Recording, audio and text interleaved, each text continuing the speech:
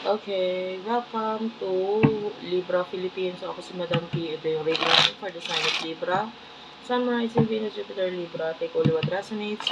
For those of you na gustong magpa-personal reading, Jing Tarot Reader. And follow nyo lang din ako sa Facebook namin guys, Madam P. Ayan, Facebook page.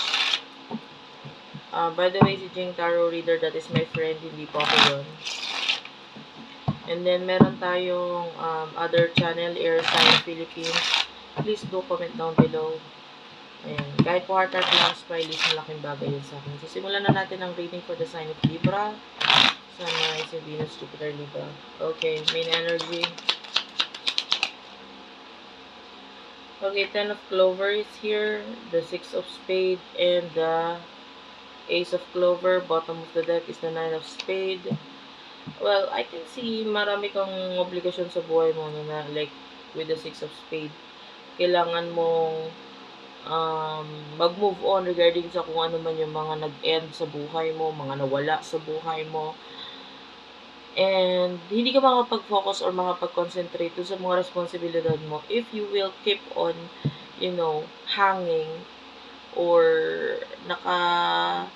nakatingin ka pa rin sa past, sa kung ano yung mga nawala. So, kung nandun pa rin yung focus mo, hindi ka makapag-focus dito sa new beginnings na to with the Ace of Clover.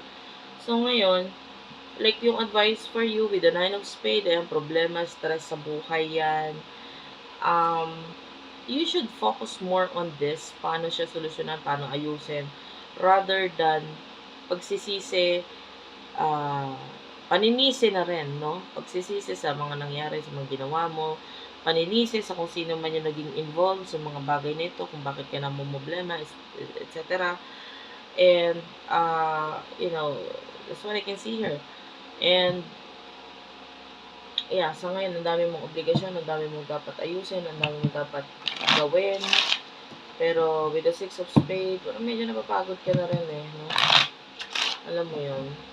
Yung iba sa inyo parang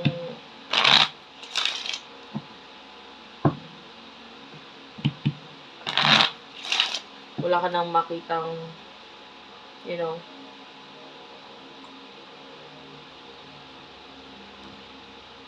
kumbaga parang hindi mo alam kung anong gagawin mo.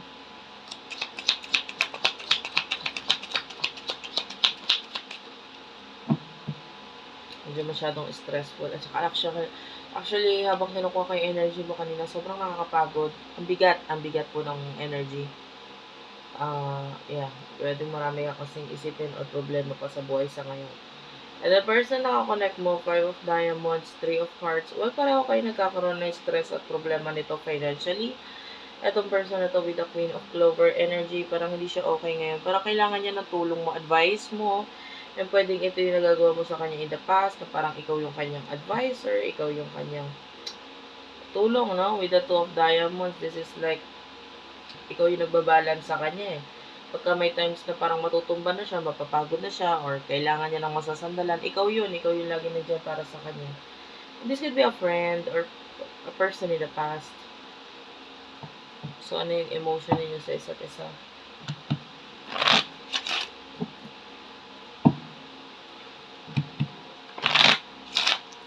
For Libra, Sun, Rising, Venus, Jupiter, Libra.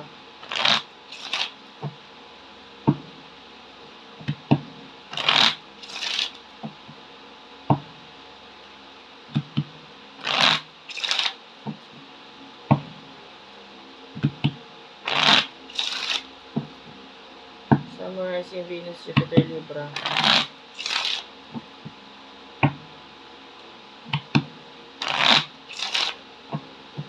Sun, Moon, Rising, Venus, Jupiter, Libra. Okay, thank you Spirit Guides, Angel Guides. Emotion ninyo sa isa't isa. Grabe, napapagod talaga po ako. Pasensya na po. Medyo napapagod ako sa energy na nakukuha ko sa iyo. 7 of Spade, Jack of Diamonds, Ace of Hearts. Nakukuha ko talaga yung energy mo. Sobrang, alam mo yun, parang you need cleansing. Kasi yung iba sa inyo, wala ka pang ginagawa, pero parang pagod na pagod ka na. Kailangan mo ng cleansing talaga. Egg cleansing, or magbabad ka ng one of the ways na ma-cleanse yung energy mo is through egg cleansing. Yung pagugulungin mo yung itlog sa buong katawan mo, tapos babasagin mo siya sa tubig na may asin. Now, of course, the egg, bago mo siya ipagulong is dasalan mo, pausukan mo, ganyan. Or tap water. Paanoin mo siya, paandaran mo siya ng tubig sa gripo, and then you just think of the egg as you will use this egg. Gagamitin mo itong itlog na ito as cleansing or panghealing. Hindi mo siya kakainin or what. So, yun yung purpose. Kumbaga, lalagyan mo ng purpose yung egg na yun. So, that's egg cleansing.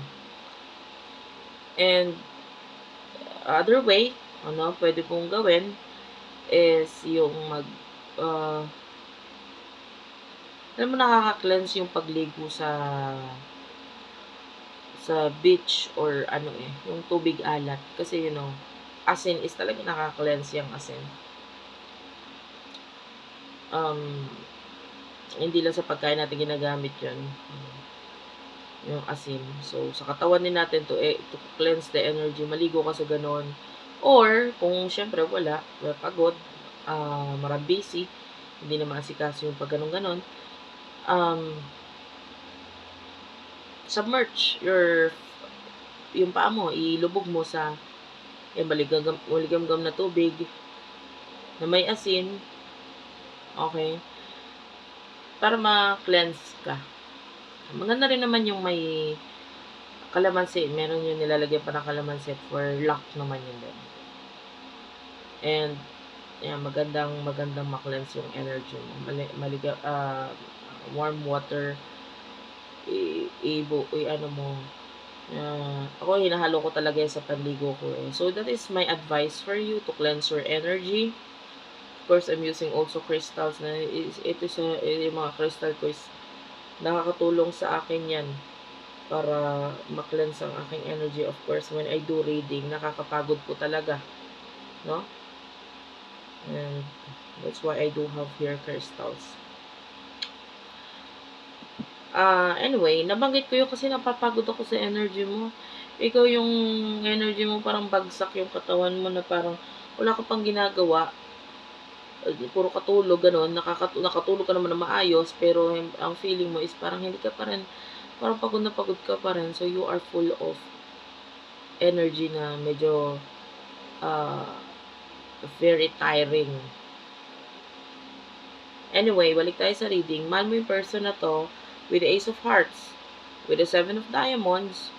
I feel like meron kang mga offers pa para sa kanya, or if in case na siya ay babalik sa buhay mo, you do have offers here. And with the Seven of Spades, kumbaga,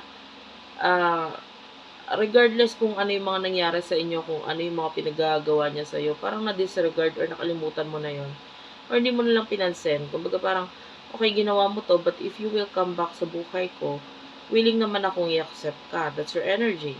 That's your energy. Parang di bali na kung ano mga nangyari sa atin, ano yung mga pinagagawa nitong mga ganyan. So, nakakuha tayo ng energy sa'yo na parang tanggap mo siya kung ano man yung experiences na pinagdaanan na ninyong dalawa. Whether hindi mo ito maganda, para sa'yo, okay lang. Diba? So, ano naman yung emotions ng person na ito para sa'yo?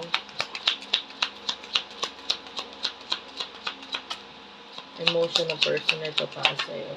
Okay. Wait lang guys, inom lang ang tubig. Talagang napagod ako sa energy mo. Okay. Emotion niya para sa'yo, Nine of Hearts, Jack of Spades, Two of Hearts, Jack of Hearts, okay.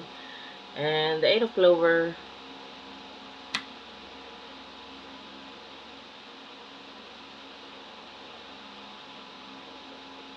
I feel like kung may batang involved sa inyo, like if you have a child, or may anak kayo, or pwedeng anak mo lang literal, or yeah.